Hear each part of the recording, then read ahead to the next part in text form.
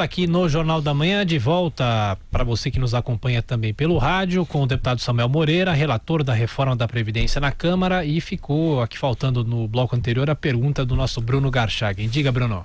Deputado, na época do Mensalão e depois do Petrolão, a sociedade brasileira acompanhou com muito interesse e descobriu que existia um STF e passou a aprender questões jurídicas que não entrariam no debate público, na conversa do cafezinho, nas conversas de família, se não fosse essas investigações e esses processos judiciais.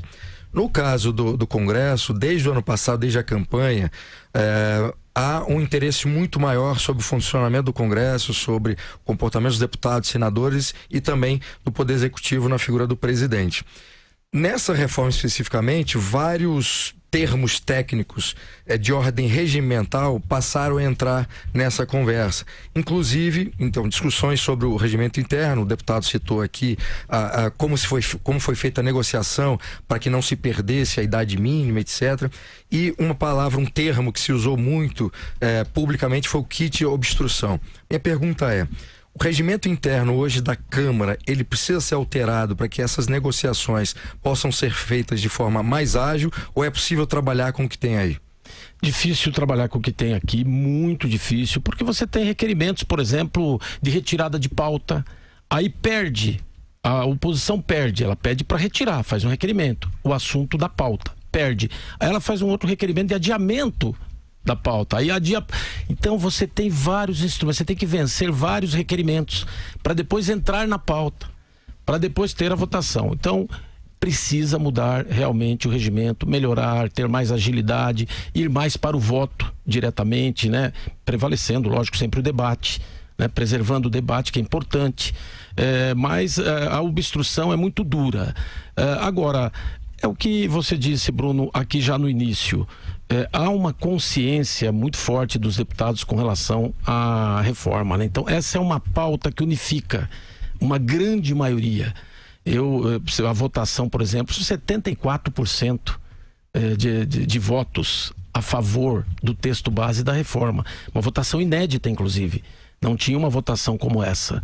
Tudo isso em função de um certo apoio da sociedade, né? Os deputados sentem isso nas suas bases, eles vão. O texto, em função de um texto construído pelos líderes também, com muita audiência pública, muito debate, muita construção, que acabou também convergindo, né? As pessoas puderam convergir para esse texto, ainda que alterado, porque não é um decreto. Isso ainda vai na comissão, altera um pouco, depois vai no plenário, ele se altera um pouco. Mas é uma construção, o momento está mais adequado. Então, em que pese a obstrução, essas questões regimentais, eu acho que o processo está andando bem.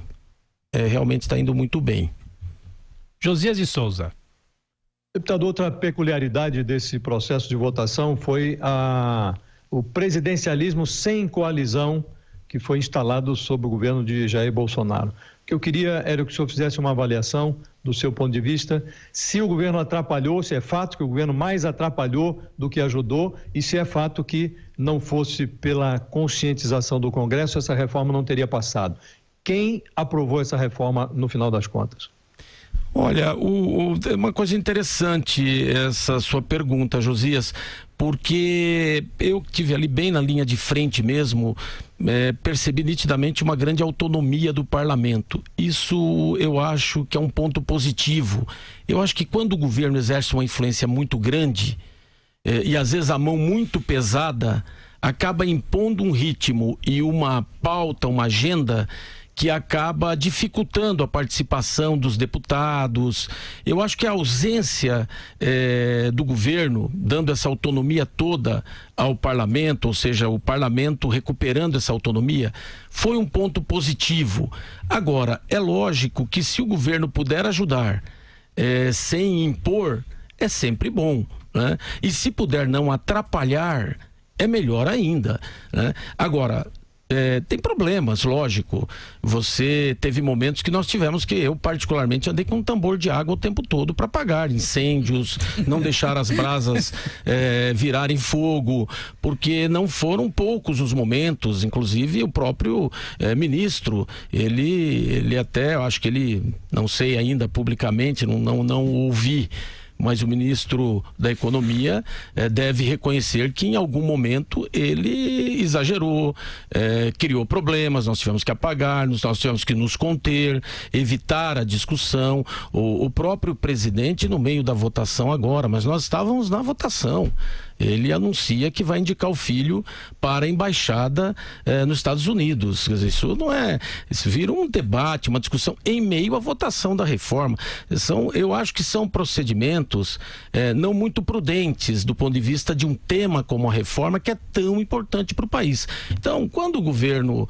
Agora, nós estamos tão conscientes da importância disso, acho que há eu acho que a ausência do governo acabou ajudando, essa liderança da Câmara foi importante. Acho que o Rodrigo Maia preencheu um papel importantíssimo, defendendo a instituição, coordenando, conversando com os líderes. O Rodrigo Maia teve um papel muito importante, os líderes da maioria também tiveram um papel importantíssimo. Eu acho que foi uma construção, uma convicção muito clara que a Câmara deveria entregar ao país, ou seja, fazer a sua parte, não ser acusada amanhã do país ter problema porque a Câmara não aprovou um projeto tão importante para o Brasil. Então a Câmara está muito empenhada em fazer a sua parte. Eu acho que a Câmara não faltará ao Brasil nesse momento da reforma da Previdência, e eu acho que as coisas caminharam desse jeito. A Câmara está liderando esse processo e o governo está se dando ao luxo aí, em alguns momentos até de criar alguns problemas, mas problemas que não abalam a reforma. Nosso tempo está chegando ao fim. A Denise ainda vai fazer uma pergunta, a última pergunta da entrevista com o deputado Samuel Moreira. Denise. Olha, eu sei que o ministro Paulo Guedes ficou muito bravo com a apresentação do seu relatório, que segundo ele viabilizava a capitalização. Ele ficou acho que nos momentos de maior atrito foi exatamente na apresentação. Agora, há condição de retomada e seria o momento hoje se falar em capitalização, em algum novo sistema, porque inclusive há outras propostas que não aquela do governo. Nós temos propostas que vêm da FIP, nós temos várias outras. Seria o momento agora ou é melhor deixar para depois de concluído esse processo? Com certeza, Denise, depois de concluído esse processo, porque é um tema de muito debate, um tema novo, é um novo sistema de aposentadoria, de contas individuais. Não deixa de ser um bom sistema, mas é lógico que precisa ter regras. Vai garantir salário mínimo? Vai ter contribuição patronal? Tem uma série de debates que tem que ser feito em torno desse novo sistema. E ele é importante. Agora, não dá para fazer junto com a reforma do sistema atual, porque é um sistema novo. Então é muito melhor para a sociedade que ele seja debatido separadamente.